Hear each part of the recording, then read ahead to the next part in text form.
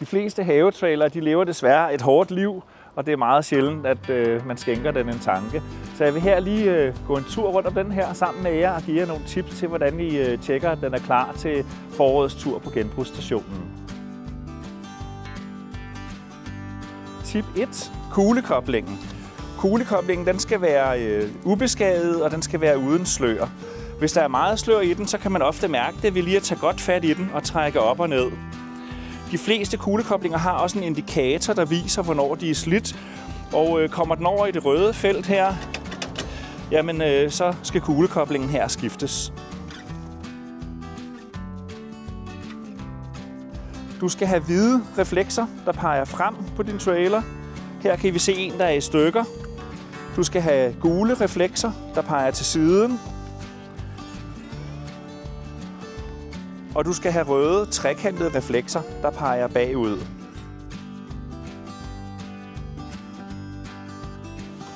Få en kammerat til at hjælpe dig med at prøve lyset på din trailer.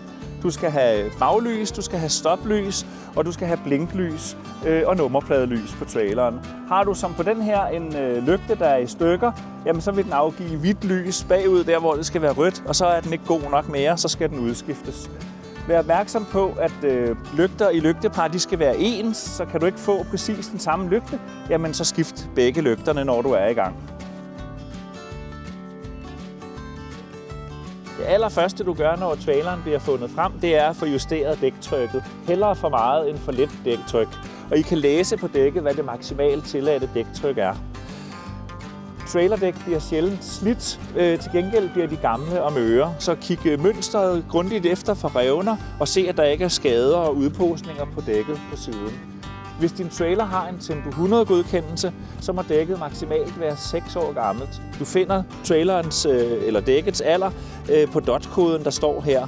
I det her tilfælde er dækket produceret i uge 21 i 2006, så er der en Tempo 100 godkendelse på den her trailer, jamen så duer dækket altså ikke mere.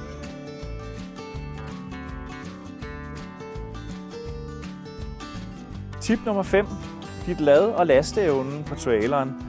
Har den været brugt meget til at køre med tunge, hårde ting, jamen så er det en ekstra god idé lige at kigge på bunden her, hvordan den ser ud. Er den stadigvæk sund og rask? Den kan også være gammel og rådden. Begynder den at sidde løst, jamen så er det måske tid til at få skiftet bunden.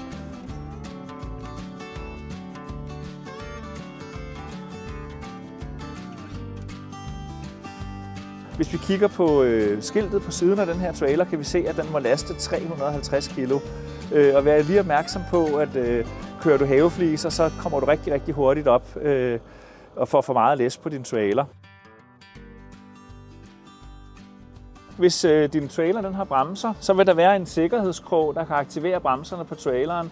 Den krog den skal altså i det øje, der er på bilen, ikke rundt om krogen. Monterer du din trækvejer forkert, så kan du få en betinget frakendelse af dit kørekort. Så er der også lige det med fartgrænserne. Når du kører med trailer, så er der altså klip i kørekortet allerede ved 30% hastighedsoverskridelse, og du får en betinget frakendelse ved 40% hastighedsoverskridelse. Du må køre 50 i byen, du må køre 80 på motorvejen. Har du en Tempo 100 godkendelse, giver det dig så lov til at køre 100 på motorvejen. Men tag den med ro og hold farten nede og pas på dine medbilister.